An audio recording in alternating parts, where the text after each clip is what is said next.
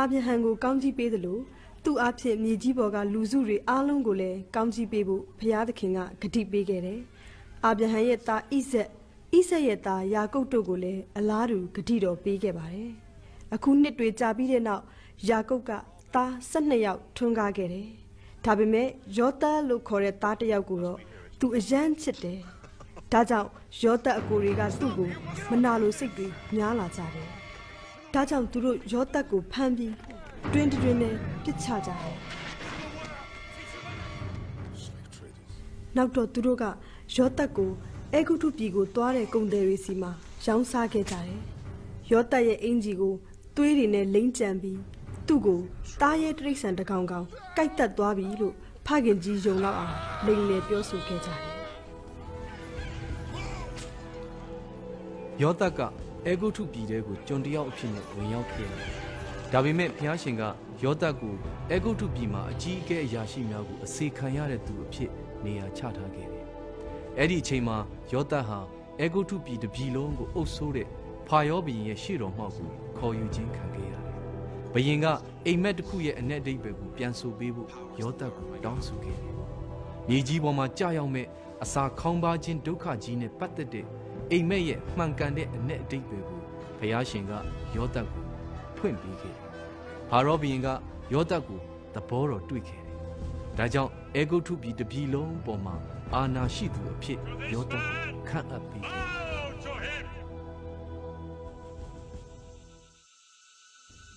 ။အခုဆို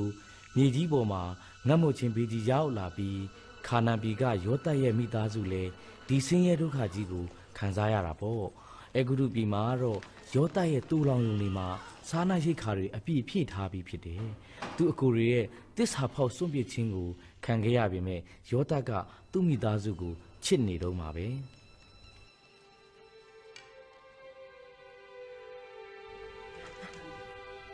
ယောသပ်ကိုဖျားသခင်ကအခွင့်အာဏာရှိတဲ့နေရာမှာခန့်ထားတာကြောင့်သူ့မိသားစုတွေအေဂုတုပြည်မှာလာရောက်နေထိုင်ခွင့်ရလို့အစာငတ်မခြင်းဘေးကြီးကလွတ်မြောက်ခဲ့တယ်။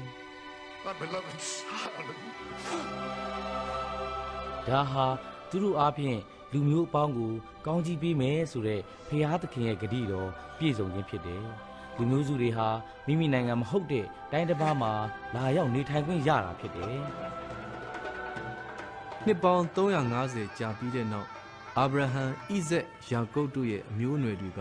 အေဂုတုပြည်မှာရှိနေသေးပါပဲ။သူတို့ဟာအလွန်တိုးပွားများပြားလာပြီးသူတို့ကိုဟေပြဲလူတွေလို့လူသိများလာကြတယ်။ဒီအချိန်မှာဖာရောဘုရင်အသစ်ဟာဟေပြဲလူတွေအလွန်တိုးပွားများပြားလာခြင်းကိုကြောက်ရွံ့စိုးရိမ်လာတယ်။သူကဟေပြဲလူတွေကိုနီးအမျိုးမျိုးနဲ့တားဆီးနှိပ်စက်ခဲ့ပေမဲ့သူတို့ကဆက်ပြီးတိုးပွားနေကြတယ်။ဒီတော့ဟေပြဲမိသားစုတိုင်းမှာတားယောက်ျားလေးမွေးလာရင်တပ်ပစ်ဖို့အမိန့်ထုတ်ခဲ့တယ်။ So be it.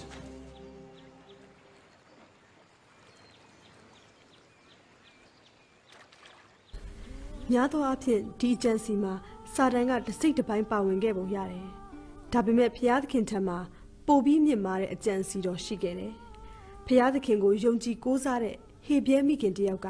သူ့သားလေးကိုတစ်ခက်နဲ့ရက်လုထားတဲ့ချင်းထဲမှာထည့်ပြီးဖာရောဘုရင်ရဲ့သမီးတော်ရေကစားတဲ့မြစ်ကမ်းစပ်မှာထားခဲ့တယ်။ဖာရောဘုရင်ရဲ့သမီးတော်ဟာဟေပြဲကလေးကိုတွေ့တော့ခေါ်သွားပြီးသူ့ကလေးလေးအဖြစ်မွေးစားခဲ့တယ်။သမီးတော်ကကလေးကိုမောရှေလို့နာမည်ပေးခဲ့ပြီးဟေပြဲကလေးလေးဟာအေဂုတုမင်းသားလေးအဖြစ်ကြီးပြင်းလာတယ်။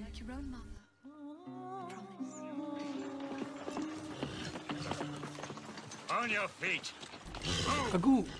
မောရှေလူကြီးတယောက်ဖြစ်လာတဲ့အခါမှာအေဂုတ်တုလူတယောက်ကဟေပြဲလူတယောက်ကိုရိုက်ပုတ်နေတာမြင်တော့သူကအေဂုတ်တုလူကိုတတ်ပစ်လိုက်တယ်။ဖာယောမင်းရဲ့အပြစ်ပေးခံရမှာကိုကြောက်လို့မောရှေကတောအရက်ကိုထွက်ပြေးခဲ့ပြီးနှစ်40လောက်တိုးရင်းအဖြစ်နဲ့နေထိုင်ခဲ့တယ်။တနေ့မှာဘုရားသခင်ကမောရှေကိုခြုံပုတ်ထဲမှာရှိတဲ့မီးတောက်ကနေထင်ရှားပြခဲ့တယ်။ခြုံပုတ်ဟာမီးလောင်ကျွမ်းမသွားပဲမီးတောက်နေတဲ့ခြုံပုတ်ထဲကဘုရားသခင်ကမောရှေကိုစကားပြောခဲ့တယ်။ ဘုရားသခင်ကမောရှေကိုသူ့လူမျိုးတွေစီပြန်ပြီးသူတို့ကိုအဲဂုတ္တုပြည်ကနေခေါ်ထုတ်ဖို့နဲ့ဘုရားသခင်ကမောရှေနဲ့အတူရှိမယ်ဆိုတာကိုဂတိပေးခဲ့တယ်မောရှေကကြောက်ပေမဲ့လည်းဘုရားစကားကိုနားထောင်ခဲ့ပါတယ်မောရှေအဲဂုတ္တုပြည်ကိုပြန်သွားတယ်ပြီးတော့သူ့ကိုအာယုန်နဲ့အတူဖာရောဘုရင်ရဲ့ရှေ့တော်ကိုဝင်ခဲ့တယ်ဖာရောဘုရင်ကဟေဗြဲလူတွေအတွက်ဆိုရင်စိတ်ဓာတ်ခက်ထန်တယ်မာကြောတယ်သူတို့ကိုအဲဂုတ္တုပြည်ကနေထွက်ခွင့်ပေးဖို့ညှင်းဆိုတယ်ဒါကြောင့်ဘုရားသခင်ကအဲဂုတ္တုပြည်မှာကတ်ဆိုးတွေအစင်လိုက်ကြားရောက်စေတယ်ဟေဗြဲလူတွေကတော့အဲ့ဒီကတ်ဆိုးဒုက္ခတစ်ခုမှမခံစားရပါဘူးကတ်ဆိုးဒုက္ခတွေတစ်ခုစီပြီးတိုင်းဖာရောဘုရင်ကတော့ဟေဗြဲလူတွေကိုလွတ်ဖို့ညှင်းဆန်နေတော့တယ်ဘုရားသခင်ကဟေဗြဲမိသားစုတိုင်းကိုသိုးတကောင်စီတတ်ပြီးသွေးကိုသူတို့အိမ်တကားထုတ်မှာတုတ်လိန်ထားဖို့မိန့်မာခဲ့တယ်အဲ့ဒီနောက်ဘုရားသခင်ဟာအဲဂုတ္တုပြည်မှာရှိတဲ့သားဦးများနဲ့တိရစ္ဆာန်ဦးများကိုသေစေခဲ့တယ်ဒါပေမဲ့တကားထုတ်မှာအသွေးတုတ်လိန်ထားတဲ့အိမ်ထဲမှာရှိတဲ့လူတွေအားလုံးကိုတော့အသက်ချမ်းသာခွင့်ပေးခဲ့ပါတယ်ဥယျာဉ်တဲကအာဒံနဲ့အေဝါလိုတောင်ပေါ်ကအာဗြဟံနဲ့သူ့သားတို့ရဲ့အဖြစ်မျိုးလိုပဲဒါဟာစာတန်ရဲ့အပြစ်နဲ့သေခြင်းတရားကနေလူတွေကိုတနေ့မှကယ်တင်နိုင်ဖို့ရစ်ပူဇော်မှုတစ်ခုဘယ်လိုအစားထိုးဝင်ရောက်လာမလဲဆိုတဲ့ပုံရိပ်နဲ့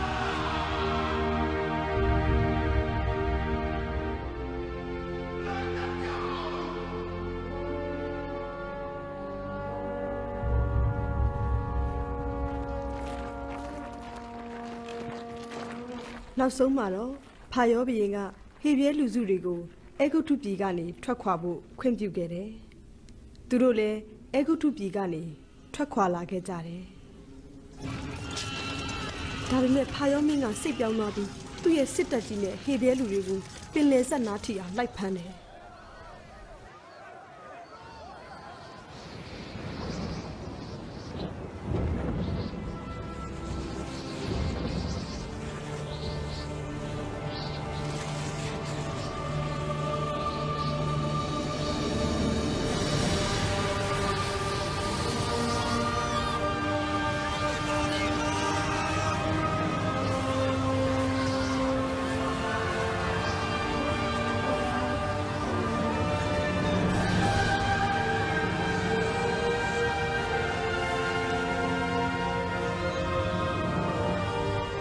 ဟေဗြဲလူတွေအတွက်ဘုရားသခင်ကပင်လယ်ကိုနှစ်ပိုင်းခွဲလိုက်ပြီး6တွေ့တဲ့မြေကြီးပေါ်မှာဖြတ်လျှောက်သွားစေခဲ့တယ်။အဲဂုတ္တုလူတွေသူတို့နောက်ကိုလိုက်လာတဲ့အခါဘုရားသခင်ကသူတို့အပေါ်မှာပင်လယ်ရေတွေပြန်ပြီးဖုံးလွှမ်းစေခဲ့တယ်။စစ်တီတွေအားလုံးကိုလည်းတည်စေခဲ့တယ်။